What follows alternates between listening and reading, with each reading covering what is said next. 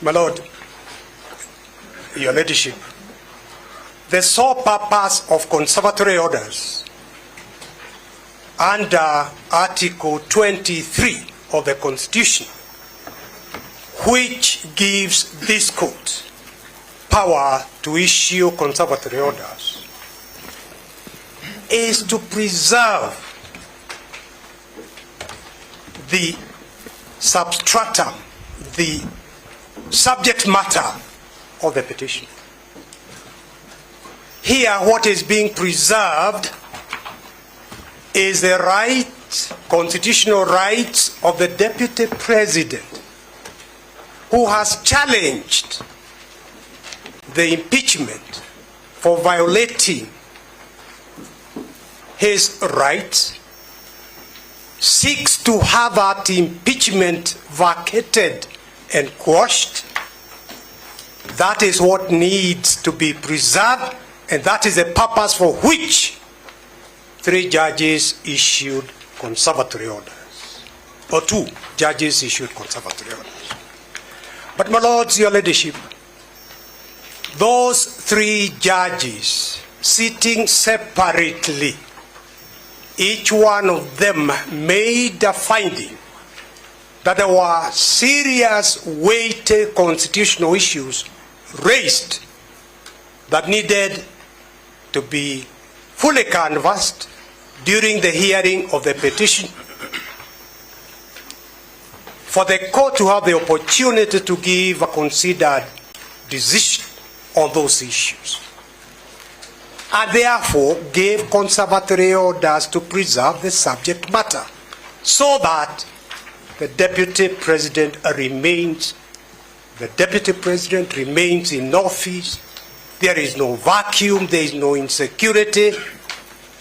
My Lord, the best guarantor for security is observance of the rule of law, constitutionalism, and the Constitution. And this is the court that has that weighted duty of ensuring that that happens. My lords, the weighty issues identified by the 3 judges are: 1, the issue of public participation. The petitioner here says the public participation was a sham.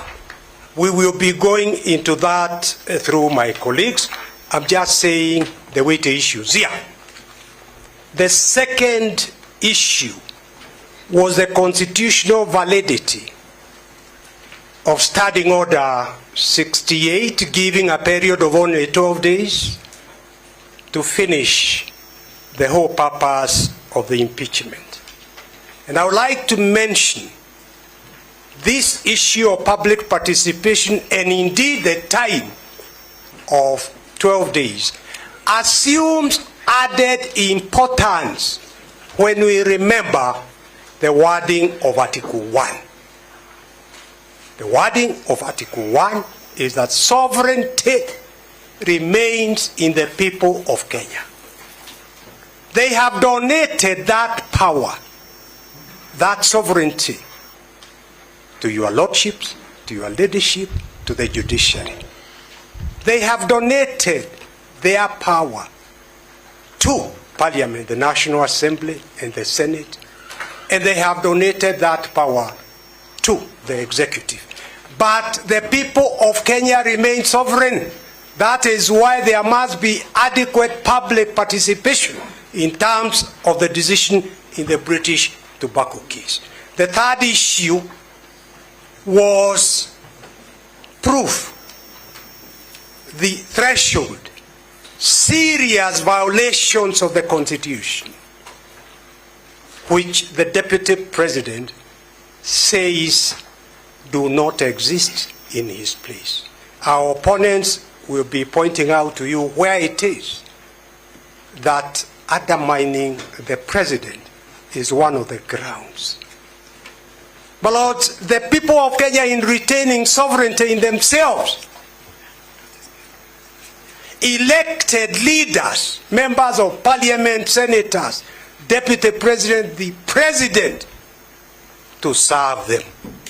They are the employers. The deputy president, the president, the members of parliament are employed by the people of Kenya. And therefore, the people of Kenya have got a right to see how the people they have employed are discharging the duties they have been given. We look up to you, my lords, your leadership, to be the bench, what the judiciary is, what the people of Kenya look up to hold the country together in terms of observance of the Constitution and of the rule of law. The people of Kenya, in electing the deputy president and the president and the senators and everybody else who is elected, they were not electing to go back to imperial presidency. And it is for this court to ensure that we do not go back to the imperial presidency, where the Constitution and the rule of law are replaced by the wishes of one individual. I hand over to my colleague Elisha Ngoya.